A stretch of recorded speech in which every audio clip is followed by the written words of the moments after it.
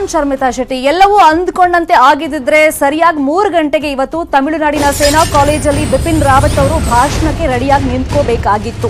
ಆದ್ರೆ ತಮಿಳುನಾಡಿನಲ್ಲಿ ಸೇನಾ ಹೆಲಿಕಾಪ್ಟರ್ ಪತನವಾಗಿದೆ. ಸೇನೆಯ ಸಿಡಿಎಸ್ ಬಿಪಿನ್ ರಾವತ್ ಇದ್ದಂತ ಹೆಲಿಕಾಪ್ಟರ್ ಪತನವಾಗಿರೋದು ಇನ್ನು 5 ನಿಮಿಷದಲ್ಲಿ ಆಕ್ಚುಲಿ ಲ್ಯಾಂಡ್ ಆಗ್ತಾ ಇತ್ತು. ಆ ಹೊತ್ತಲ್ಲೇ ದುರಂತ ಸಂಭವಿಸಿದೆ. ತಮಿಳುನಾಡಿನ ಕೂನೂರು ಬಳಿ ಹೆಲಿಕಾಪ್ಟರ್ ದುರಂತ ಆಗಿದೆ. ಸೇನೆಯ MI-17 ಹೆಲಿಕಾಪ್ಟರ್ನಲ್ಲಿ ತೆರಳುತ್ತಾ ಇದ್ರು. ಬಿಪಿನ್ ರಾವತ್ ಸೇರಿದಂತೆ 9 ಮಂದಿ ಇದ್ರು. ಆ ಹೆಲಿಕಾಪ್ಟರ್ ಪತನವಾಗಿದೆ. ಬಿಪಿನ್ ರಾವತ್ ಸೇರಿದಂತೆ 14 ಮಂದಿ ಪ್ರಯಾಣ ಮಾಡ್ತಾ ಇದ್ರು. ಕುನೂರು ಅರಣ್ಯ ಪ್ರದೇಶದಲ್ಲಿ ಹೆಲಿಕಾಪ್ಟರ್ ಪತನ ಆಗಿದೆ. ಈಗ 4 ಮೃತದೇಹಗಳು ಸಿಕ್ಕಿದೆ ಘಟನಾ ಸ್ಥಳದಲ್ಲಿ. ಈಗ ಉಳಿದವರು ಅದರಲ್ಲಿ ಕೆಲವ್ರ ಪರಿಸ್ಥಿತಿ ಗಂಭೀರವಾಗಿದೆ. ಆಸ್ಪತ್ರೆಗೆ ಕರ್ಕೊಂಡು ಹೋಗಿದ್ದಾರೆ. ಸೊ ಅವ್ರ ಕಂಡೀಷನ್ ಬಗ್ಗೆ ಇನ್ನಷ್ಟೇ ಅಪ್ಡೇಟ್ ಲಭ್ಯವಾಗಬೇಕಾಗುತ್ತೆ. ಈಗ ಸಹಜವಾಗಿ ಎಲ್ಲರಲ್ಲೂ ಟೆನ್ಷನ್ ಇದೆ. ಈಗ ಸೇನಾ ಹೆಲಿಕಾಪ್ಟರ್ನಲ್ಲಿ ಒಟ್ಟು 14 ಮಂದಿ ಪ್ರಯಾಣ ಮಾಡ್ತಾ ಇದ್ರು ಅನ್ನೋ ಅಪ್ಡೇಟ್ ನಮಗೆ ಲಭ್ಯವಾಗ್ತಾ ಇದೆ. ಬಿಪಿನ್ ರಾವತ್ ಜೊತೆಯಲ್ಲಿ ಅವ್ರ ಪತ್ನಿ ಕೂಡ ಹೆಲಿಕಾಪ್ಟರ್ನಲ್ಲಿ ಪ್ರಯಾಣ ಮಾಡ್ತಾ ಇದ್ರು. ಮಧುಲಿಕಾ ರಾವತ್ ಕೂಡ ಸೇನಾ ಹೆಲಿಕಾಪ್ಟರ್ನಲ್ಲಿ ಪ್ರಯಾಣ ಮಾಡ್ತಾ ಇದ್ರು. ಈಗ brigadier LS leader lieutenant colonel Harjeet Singh ಅವರು ಕೂಡ ಇದ್ರು. ಗುರುಸೇವಕ್ ಸಿಂಗ್ ಅವರು ಕೂಡ ಟ್ರಾವೆಲ್ ಮಾಡ್ತಾ ಇದ್ರು. ಜಿತೇಂದ್ರ ಕುಮಾರ್ ಅವರು ಕೂಡ ಈ ಸೇನಾ ಹೆಲಿಕಾಪ್ಟರ್ನಲ್ಲಿ ಇದ್ರು. ಇವ್ರ ಜೊತೆಯಲ್ಲಿ ವಿವೇಕ್ ಕುಮಾರ್, ಬಿ ಸಾಯಿ ತೇಜ, ಹಾವ್ ಸತ್ಪಾಲ್ ಒಟ್ಟು 14 ಮಂದಿ ಪ್ರಯಾಣ ಮಾಡ್ತಾ ಇದ್ರು ಅನ್ನೋದು ಲೇಟೆಸ್ಟ್ ಇನ್ಫಾರ್ಮೇಶನ್. ಅವ್ರು ಟ್ರಾವೆಲ್ ಮಾಡ್ತಾ ಇದ್ದಂತ ಹೆಲಿಕಾಪ್ಟರ್ ಪತನ ಆಗಿದೆ. ಹೆಲಿಕಾಪ್ಟರ್ ದುರಂತದ ಬಗ್ಗೆ ಈಗ ತನಿಖೆಗೆ IAF ಆದೇಶ ಕೂಡ ಈಗ ಕೊಟ್ಟಿದೆ. ಏನಾಯ್ತು? ಈಗ ಹವಾಮಾನ ಅಷ್ಟು ಪೂರಕ ಆಗಿರಲಿಲ್ಲ ಹೆಲಿಕಾಪ್ಟರ್ ನಲ್ಲಿ ಟ್ರಾವೆಲ್ ಮಾಡೋದಕ್ಕೆ ಅಂತೆಲ್ಲ ಮೇಲ್ನೋಟಕ್ಕೆ ಒಂದಿಷ್ಟು ಮಾಹಿತಿ ಸಿಗ್ತಾ ಇದೆ. ತಮಿಳುನಾಡಿನಲ್ಲಿ ಸೇನಾ ಹೆಲಿಕಾಪ್ಟರ್ ದುರಂತ ಸಂಭವಿಸಿದೆ. ಪ್ರಧಾನಿ ಮೋದಿಗೆ ಮಾಹಿತಿಯನ್ನ ಕೊಡ್ತಾ ಇದ್ದಾರೆ ರಕ್ಷಣಾ ಸಚಿವ ರಾಜನಾಥ್ ಸಿಂಗ್ ಅವರು. ಸದನದಲ್ಲೂ ಕೂಡ ಮಾಹಿತಿಯನ್ನ ಕೊಡೋದಕ್ಕೆ ತಯಾರಿಗಳನ್ನ ಮಾಡ್ಕೊಂಡಿದ್ದಾರೆ. ಅಫ್ಕೋರ್ಸ್ ಈಗಾಗಲೇ ಅವರಿಗೆ ಇನ್ಫಾರ್ಮೇಶನ್ ಹೋಗಿರುತ್ತೆ ಯಾವ ತರ ಆಗಿರಬಹುದು ಈ ದುರಂತ. ಸದ್ಯಕ್ಕೆ ಅದರಲ್ಲಿ ಟ್ರಾವೆಲ್ ಮಾಡ್ತಿದ್ದವರ ಕಂಡೀಷನ್ ಬಗ್ಗೆನೂ ಕೂಡ ಇನ್ಫಾರ್ಮೇಶನ್ ಹೋಗಿರುತ್ತೆ. ಅದನ್ನೆಲ್ಲ ಸದನಕ್ಕೆ ಮಾಹಿತಿ ಕೊಡ್ತಾರೆ ರಕ್ಷಣಾ ಸಚಿವ ರಾಜನಾಥ್ ಸಿಂಗ್ ಅವರು. ಅದಕ್ಕೂ ಮುಂಚೆ ಪ್ರಧಾನಿ ನರೇಂದ್ರ ಮೋದಿ ಅವರಿಗೆ ಈ ಘಟನೆ ಬಗ್ಗೆ ಮಾಹಿತಿಯನ್ನ ಕೊಟ್ಟಿದ್ದಾರೆ. ಈಗ ಸ್ಥಳಕ್ಕೆ ಖುದ್ದಾಗಿ ಭೇಟಿಯನ್ನ ಕೊಡ್ತಾರೆ ರಾಜನಾಥ್ ಸಿಂಗ್ ಅವರು. ಈಗಾಗಲೇ ಪ್ರಧಾನಿ ನರೇಂದ್ರ ಮೋದಿ ಅವರಿಗೆ ಮಾಹಿತಿಯನ್ನ ಕೊಟ್ಟಿದ್ದಾರೆ. ಘಟನಾ ಸ್ಥಳಕ್ಕೂ ಕೂಡ ರಾಜನಾಥ್ ಸಿಂಗ್ ಅವರು ಇನ್ನೊಂದು ಸ್ವಲ್ಪ ಹೊತ್ತಲ್ಲಿ ಭೇಟಿಯನ್ನ ಕೊಡ್ತಾರೆ.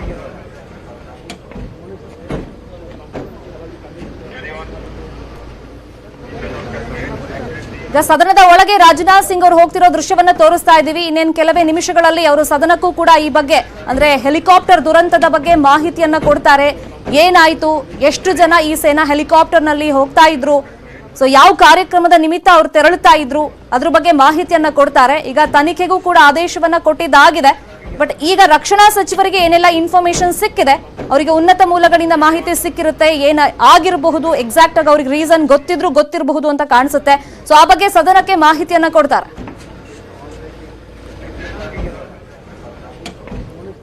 ಇದೇ ವಿಚಾರವಾಗಿ ಲೇಟೆಸ್ಟ್ ಇನ್ಫಾರ್ಮೇಶನ್ ಕೊಡೋದಕ್ಕೆ ನೇರ ಸಂಪರ್ಕದಲ್ಲಿ ಜಾಯಿನ್ ಆಗಿದ್ದಾರೆ ನಮ್ಮ ನವದೆಹಲಿ ರಿಪೋರ್ಟರ್ ಧರಣೀಶ್ ಬುಕನ್ಕೆರೆ. ಧರಣೀಶ್, ಈಗ ಬಿಪಿನ್ ರಾವತ್ ಮತ್ತೆ ಅಲ್ಲಿದ್ದವರಂತ ಕಂಡೀಷನ್ ಹೇಗಿದೆ ಅಂತ ನಮ್ಗೊಂಥರ ಆತಂಕ ಆಗ್ತಾ ಇದೆ. ಯಾಕಂದ್ರೆ 4 ಜನರ ಮೃತದೇಹ ಸಿಕ್ಕಿದೆ. ಇನ್ನು ಉಳಿದವ್ರ ಕಂಡೀಷನ್, ಹೆಲ್ತ್ ಕಂಡೀಷನ್ ಬಗ್ಗೆ ಇನ್ ಡೀಟೇಲ್ ನಮ್ಗೆ ಮಾಹಿತಿ ಸಿಗಬೇಕಾಗುತ್ತೆ. ಲೇಟೆಸ್ಟ್ ಇನ್ಫಾರ್ಮೇಶನ್ ಏನ್ ಸಿಗ್ತಾ ಇದೆ ಧರಣೀಶ್ ಆ ಬಗ್ಗೆ?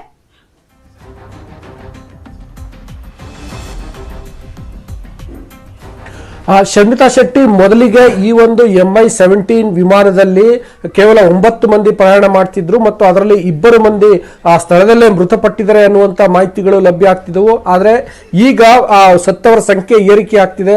ಅದು 4 ಮಂದಿ ಅಂತೇಳಿ ಗೊತ್ತಾಗ್ತಿದೆ. ಅದಲ್ಲದೆ ಅಲ್ಲಿ ಪ್ರಯಾಣ ಮಾಡ್ತಿದ್ದಂಥವ್ರು 9 ಅಲ್ಲ 14 ಮಂದಿ ಅನ್ನುವಂಥ ಮಾಹಿತಿಗಳು ಕೂಡ ಲಭ್ಯ ಆಗ್ತಿದ್ದಾವೆ. ಈಗಾಗಲೇ ಈ ಒಂದು ವಿಮಾನ ದುರಂತಕ್ಕೆ ಪ್ರಕರಣಕ್ಕೆ ಸಂಬಂಧಪಟ್ಟಂತೆ ಕೇಂದ್ರ ಸರ್ಕಾರ ತುರ್ತು ಸಚಿವ ಸಂಪುಟ ಸಭೆಯನ್ನ ಮಾಡಿದೆ. ಆ ಸಭೆಗೆ ಯಾವ ಕಾರಣಕ್ಕೋಸ್ಕರ ಈ ರೀತಿಯ ಒಂದು ದುರಂತ ಸಂಭವಿಸಿತು ಅನ್ನುವ ಬಗ್ಗೆ ಲಭ್ಯ ಇರುವಂತಹ ಪ್ರಾಥಮಿಕ ವರದಿಗಳನ್ನು ಆಧರಿಸಿ ರಕ್ಷಣಾ ಸಚಿವ ರಾಜನಾಥ್ ಸಿಂಗ್ ಮಾಹಿತಿಯನ್ನು ನೀಡಿದ್ದಾರೆ. ಇನ್ನು ಕೆಲವೇ ಕ್ಷಣಗಳಲ್ಲಿ ಅವರು ಸಂಸತ್ನಲ್ಲೂ ಕೂಡ, ಯಾಕೆಂದ್ರೆ ಈಗ ಸಂಸತ್ ಅಧಿವೇಶನದ ಚಳಿಗಾಲದ ಅಧಿವೇಶನ ನಡೀತಿರೋದ್ರಿಂದ ಸಂಸತ್ ಅಧಿವೇಶನದಲ್ಲಿ ಕೂಡ ಅವರು ಮಾಹಿತಿಯನ್ನ ನೀಡ್ತಾರೆ. ಅಲ್ಲಿಗೆ ರಕ್ಷಣಾ ಇಲಾಖೆಯಿಂದ ಅಧಿಕೃತವಾಗಿ ಮಾಹಿತಿಗಳು ಹೊರಬೀಳ್ತವೆ. ರಾಜನಾಥ್ ಸಿಂಗ್ ಅವರು ಈ ಸಂದರ್ಭದಲ್ಲಿ ಈ ಸೇನಾ ವಿಮಾನ ಎಲ್ಲಿಂದ ಎಲ್ಲಿಗೆ ಹೋಗ್ತಾ ಇತ್ತು, ಎಷ್ಟು ಮಂದಿ ಪ್ರಯಾಣವನ್ನ ಮಾಡ್ತಿದ್ರು, ಈಗ ಎಷ್ಟು ಮಂದಿ ಮೃತಪಟ್ಟಿದ್ದಾರೆ ಮತ್ತು ಉಳಿದವರ ಸ್ಥಿತಿ ಹೇಗಿದೆ, ಯಾವ ಕಾರಣಕ್ಕೋಸ್ಕರ ಈ ತರದ ಒಂದು ದುರಂತ ಆಯ್ತು, ಏನಾದ್ರು ತಾಂತ್ರಿಕ ದೋಷ ಇತ್ತ ಯುದ್ಧ ವಿಮಾನದಲ್ಲಿ ಅಥವಾ ಅಲ್ಲಿ ಹವಾಮಾನ ವೈಪರೀತ್ಯ ಆಗಿತ್ತಾ, ಮತ್ಯಾವ ಕಾರಣಕ್ಕೋಸ್ಕರ ಈ ರೀತಿಯ ವಿಮಾನ ಪತನ ಆಯ್ತು ಅನ್ನುವಂತ ಮಾಹಿತಿಯನ್ನ ಅವರು ನೀಡ್ತಾರೆ. ಈಗಾಗಲೇ ಅಲ್ಲಿ ಭಾರತೀಯ ಸೇನೆ ಈ ಒಂದು ವಿಮಾನ ದುರಂತದ ಬಗ್ಗೆ ತನಿಖೆಗೆ ಆದೇಶವನ್ನ ಮಾಡಿದೆ, ಮಾಹಿತಿಗಳನ್ನ ತರಿಸ್ಕೊಳ್ತಾ ಇದೆ. ಅಂದ್ರೆ ಆ ವಿಮಾನದ ಕಂಡೀಷನ್ ಯಾವ ರೀತಿಯಲ್ಲಿ, ಈ ಹೆಲಿಕಾಪ್ಟರ್ ಏನ್ ಪತನ ಆಗಿದೆ ಆ ಪ್ರದೇಶದ ಬಗ್ಗೆ ನಾವು ವಿಶ್ಲೇಷಣೆ ಮಾಡ್ಕೊಂಡು ಹೋಗೋದಾದ್ರೆ ಅದು ನೀಲಗಿರಿ ಬೆಟ್ಟದ ಪ್ರದೇಶ, ಜೊತೆಯಲ್ಲಿ ಅಲ್ಲಿ ವಾಯು ಮಾರ್ಗ ಅಷ್ಟೊಂದು ಸೇಫ್ ಅಲ್ಲ ಅಂತ ಕೂಡ ಈಗ ಚರ್ಚೆ ಆಗ್ತಿದೆ ಹೆಲಿಕಾಪ್ಟರ್ ಪತನ ಆದ್ಮೇಲೆ. ಅದ್ರ ಬಗ್ಗೆ ಲೇಟೆಸ್ಟ್ ಇನ್ಫಾರ್ಮೇಶನ್.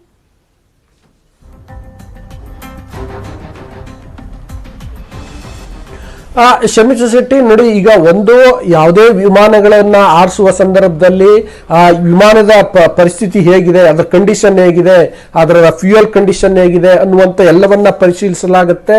ಪರಿಶೀಲಿಸಿ ಅಧಿಕಾರಿಗಳು ಪ್ರಮಾಣ ಮಾಡಿದ ಮೇಲೇನೆ ವಿಮಾನಗಳನ್ನ ಹಾರಾಟ ಮಾಡಲಾಗುತ್ತೆ. ಅದಲ್ಲದೆ ಆ ವಿಮಾನ ಹಾರಾಟ ಮಾಡುವಂತಹ ಜಾಗದಲ್ಲಿ ಆ ಒಂದು ಹವಾಮಾನ ಪರಿಸ್ಥಿತಿ ಹೇಗಿದೆ ಅನ್ನುವಂಥದ್ದನ್ನ ಕೂಡ ಪರಿಶೀಲನೆಗೆ ಒಳಪಡಿಸಲಾಗುತ್ತೆ. ಆದರೆ ಇದು ಸಹಜವಾಗಿ ನಡೆಯುವಂತಹ ಪ್ರಕ್ರಿಯೆ.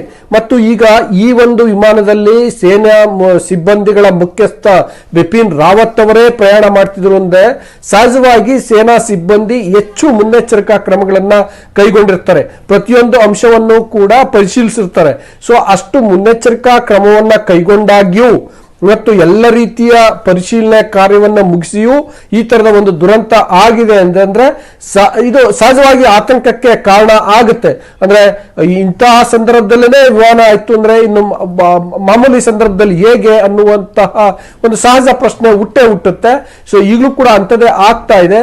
ಅದರಿಂದಾಗೇನೆ ಈಗ ನೋಡಿ, ಇಷ್ಟೊತ್ತಾಯ್ತು ಘಟನೆಯಾಗಿ ಹೆಚ್ಚು ಕಡಿಮೆ 1 ಗಂಟೆ ಮೇಲಾದ್ರೂ ಕೂಡ ಭಾರತೀಯ ಸೇನೆಯಿಂದ ಅಧಿಕೃತವಾಗಿ ಯಾವುದೇ ರೀತಿಯ ಹೇಳಿಕೆ ಬಿಡುಗಡೆ ಆಗಿಲ್ಲ. ಮತ್ತು ಅಲ್ಲಿ ಮೃತಪಟ್ಟವಂತವರ ಬಗ್ಗೆ ಆಗ್ಲಿ, ಪ್ರಯಾಣಿಕರ ಬಗ್ಗೆ ಆಗ್ಲಿ, ಅಥವಾ ಗಾಯಗೊಂಡಂತವರ ಬಗ್ಗೆ ಆಗ್ಲಿ ಯಾವುದೇ ರೀತಿಯ ಮಾಹಿತಿಗಳು ಲಭ್ಯ ಆಗ್ತಿಲ್ಲ. ಯಾಕೆಂದ್ರೆ ಇದು ಬಹಳ ಸೆನ್ಸಿಟಿವ್ ಆದಂತಹ ವಿಷಯ. ಮತ್ತೀಗ ನಾವು ಬರ್ತಿರುವಂತಹ ಟ್ವೀಟ್ಗಳನ್ನ ಅಥವಾ ಹೇಳಿಕೆಗಳನ್ನ, ಈ ಮುಖ್ಯಮಂತ್ರಿ ಬಸವರಾಜ ಬೊಮ್ಮಾಯಿ ಅವರ ಹೇಳಿಕೆಗಳನ್ನ ನೋಡಿ ಎಷ್ಟು ಆತಂಕಕಾರಿಯಾಗಿದೆ ಈ ಒಂದು ಘಟನೆ ಅನ್ನುವಂಥದ್ದು ಇವರೆಲ್ಲ ಮಾತುಗಳಲ್ಲಿ, ಟ್ವೀಟ್ಗಳಲ್ಲಿ ಮತ್ತೆ ಸಾಮಾಜಿಕ ಜಾಲತಾಣಗಳಲ್ಲಿ ಬರ್ತಿರುವಂತಹ ಅಭಿಪ್ರಾಯಗಳಲ್ಲಿ ವ್ಯಕ್ತ ಆಗ್ತಿದೆ. ಸೊ ಅಷ್ಟೊಂದು ಸೂಕ್ಷ್ಮವಾದಂತಹ ವಿಷಯ ಇದಾಗಿದೆ. ಅದೇ ಕಾರಣಕ್ಕೋಸ್ಕರ ಇನ್ನೇನು ಕೆಲವೇ ಕ್ಷಣಗಳಲ್ಲಿ ಅಧಿಕೃತವಾಗಿ ರಕ್ಷಣಾ ಸಚಿವ ರಾಜನಾಥ್ ಸಿಂಗ್ ಅವರೇ ಮಾಹಿತಿಯನ್ನ ನೀಡ್ತಾರೆ. ಮತ್ತು ಈಗಾಗಲೇ ತನಿಖೆ ನಡೀತಿದೆ. ಸೇನೆ ತತ್ಕ್ಷಣವೇ ತನಿಖೆಗೆ ಆದೇಶವನ್ನ ಮಾಡ್ತು ಮತ್ತು ಅಲ್ಲಿ ಫಸ್ಟಿಗೆ ರಿಸ್ಕ್ ಕಾರ್ಯವನ್ನ ಮಾಡಬೇಕಿತ್ತು, ಅದು ಕೂಡ ಆಗ್ತಾ ಇದೆ. ಈಗ ತನಿಖೆಯಲ್ಲಿ ಮೊದಲಿಗೆ ಏನೇನು ಯಾವ ಕಾರಣಗಳಿಗೋಸ್ಕರ ಈ ರೀತಿಯ ದುರಂತ ಆಗಿರಬಹುದು ಅನ್ನುವಂತ ಮಾಹಿತಿಗಳನ್ನ ಸಂಗ್ರಹಿಸಲಾಗ್ತಿದೆ. ಅಂದ್ರೆ ವಿಮಾನದಲ್ಲಿ ಏನಾದರೂ ತಾಂತ್ರಿಕ ಸಮಸ್ಯೆಗಳು ಇದ್ವಾ, ದೋಷಗಳು ಕಂಡು ಬಂದಿದ್ವಾ, ಅಥವಾ ಅಲ್ಲಿ ಹವಾಮಾನ ವೈಪರೀತ್ಯ ಆಗಿತ್ಯಾ, ಮತ್ತೆ ಬೇರೆ ಯಾವ ಅಂದ್ರೆ ಗುಡ್ಡಗಾಡು, ನೀಲಗಿರಿ ಗುಡ್ಡಗಾಡು ಆಗಿರುವ ಕಾರಣಕ್ಕೋಸ್ಕರ ಅಲ್ಲಿ ಏನಾದರೂ ಅಡೆತಡೆಗಳು ಉಂಟಾಗಿದ್ವಾ, ಅದಕ್ಕೆ ಮುನ್ನೆಚ್ಚರಿಕಾ ಕ್ರಮಗಳನ್ನ ಕೈಗೊಂಡಿತ್ತ ವಿಮಾನದ ಸಿಬ್ಬಂದಿ ಅಥವಾ ಸೇನೆ ಮಾಡಿದ್ರ, ಈ ತರದ ಎಲ್ಲ ಅಂಶಗಳು ಇರ್ತವೆ.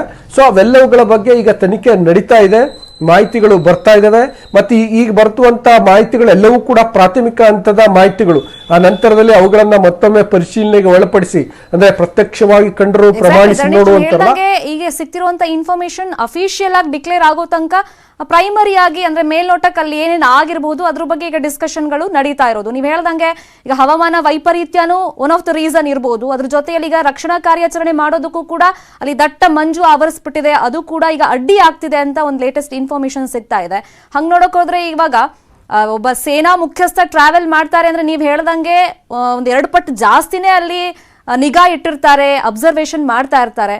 ಸೊ ಹಿಂಗ್ ಯಾಕಾಯ್ತು ಅಂತ ಜನಸಾಮಾನ್ಯರು ಒಂಥರ ಗಾಬರಿ ಇದ್ದಾರೆ. ಯಾಕಂದ್ರೆ ಬಿಪಿನ್ ರಾವತ್ ಅಂತಂದ್ರೆ ಸೇನೆಗೂ ನಮ್ ದೇಶಕ್ಕೂ ಒಂಥರ ಅಸೆಟ್ ಇದ್ದಂಗೆ.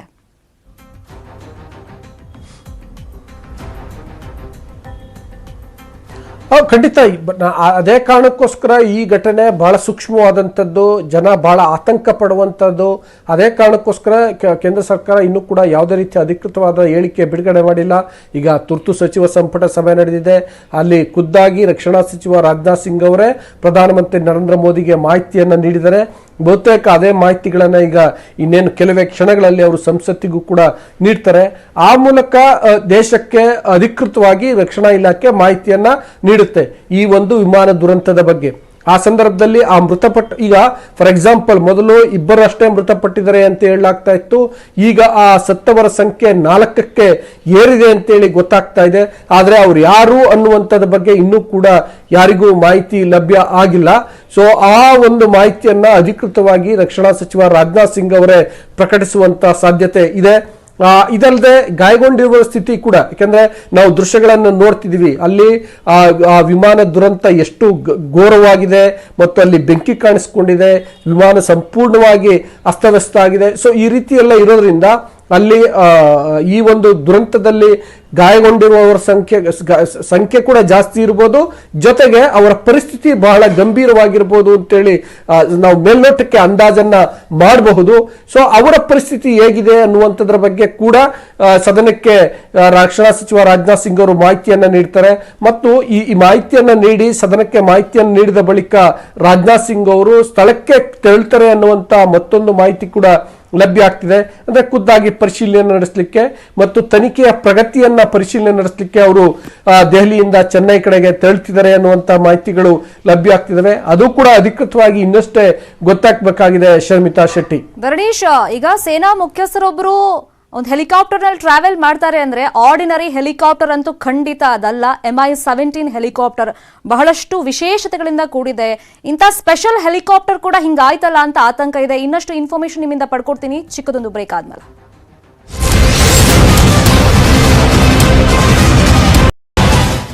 Welcome back. ಸೇನಾ ಮುಖ್ಯಸ್ಥರಿದ್ದ ಹೆಲಿಕಾಪ್ಟರ್ ಪತನ ಹಿನ್ನೆಲೆಯಲ್ಲಿ ಹೆಲಿಕಾಪ್ಟರ್ ಪತನದ ತನಿಖೆಗೆ ಆದೇಶವನ್ನು ನೀಡಲಾಗಿದೆ.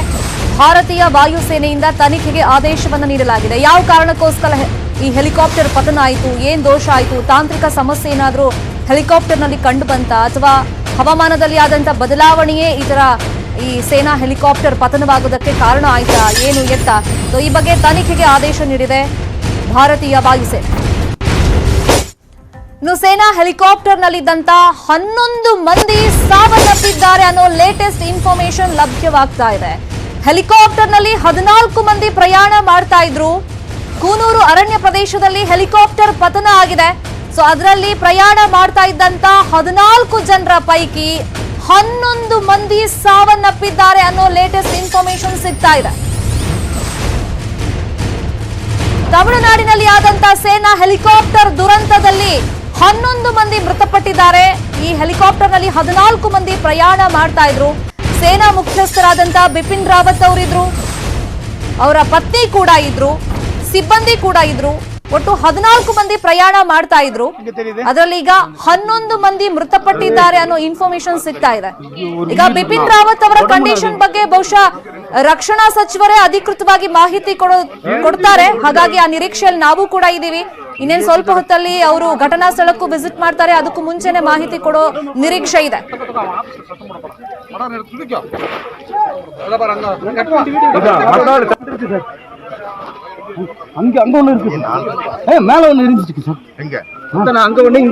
ಅವಶೇಷಗಳ ಬಳಿ 5 ಮೃತದೇಹ ಪತ್ತೆಯಾಗಿದೆ.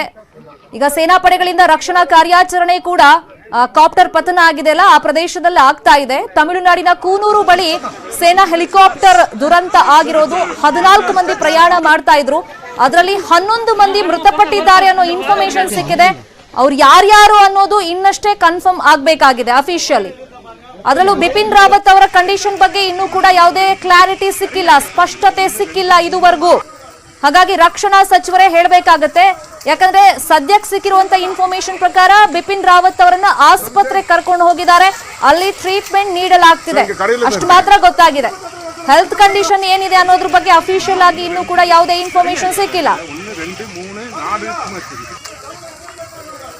ಸರಿಯಾಗಿ ಇವತ್ತು 3 ಗಂಟೆಗೆ CDS ಬಿಪಿನ್ ರಾವತ್ ಅವರು ತಮಿಳುನಾಡಿನ ಸೇನಾ ಕಾಲೇಜಿನಲ್ಲಿ ಭಾಷಣ ಮಾಡಬೇಕಾಗಿತ್ತು.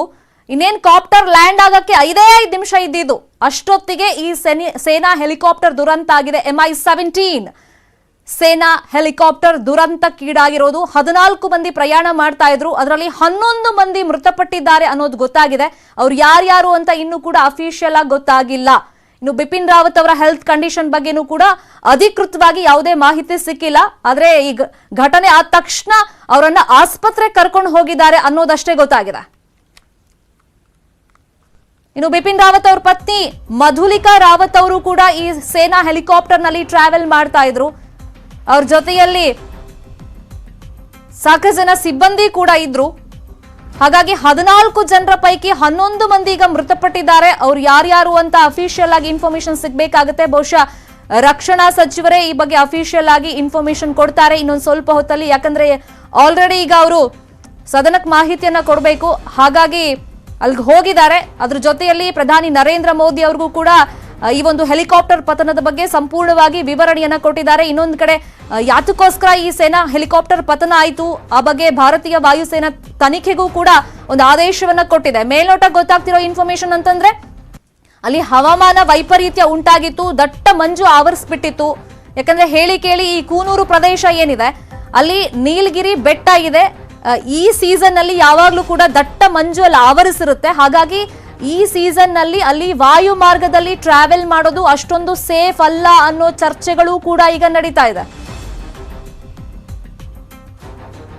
ಈ ಬಗ್ಗೆ ನ್ಯೂಸ್ 18 ಕನ್ನಡಕ್ಕೆ ರಿಯಾಕ್ಷನ್ ಕೊಟ್ಟಿದ್ದಾರೆ ನಿವೃತ್ತ ಏರ್ ಮಾರ್ಷಲ್ ಮುರಳಿ ಅವರು. ಏನ್ ಹೇಳಿದ್ದಾರೆ ಕೇಳೋಣ.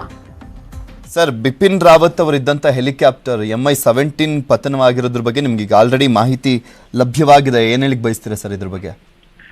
ಬಹಳ ಅನ್ಫಾರ್ಚುನೇಟ್ ಪೃಥ್ವಿರಾಜ್. ಇದು ಇದನ್ನ ಕೂನೂರ್ ಹಿಲ್ಸ್ ಅಲ್ಲಿ ಇದು ಕ್ರಾಶ್ ಆಗಿರೋದು ಬಹಳನೇ ಅನ್ಫಾರ್ಚುನೇಟ್. ಯಾಕಂದ್ರೆ Mi-17 ಹೆಲಿಕಾಪ್ಟರು Mi-17-5 ಬಹಳ ಹೆಲಿಕಾಪ್ಟರು.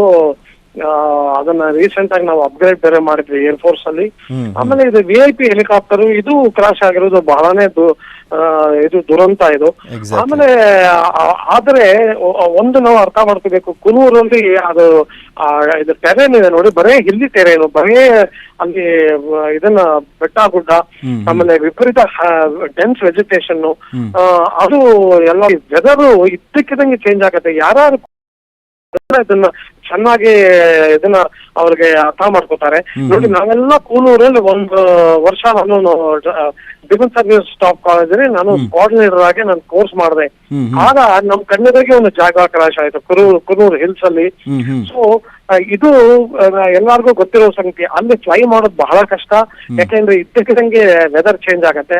ಆದ್ರೂನು ಈ VIP ಹೆಲಿಕಾಪ್ಟರ್ಗೆ ಡೆಸ್ಟಿನೇಷನ್ ವೆದರ್ ಅಂತೂ ಇರುತ್ತೆ, ಕ್ಲಿಯರ್ ಅಂತ.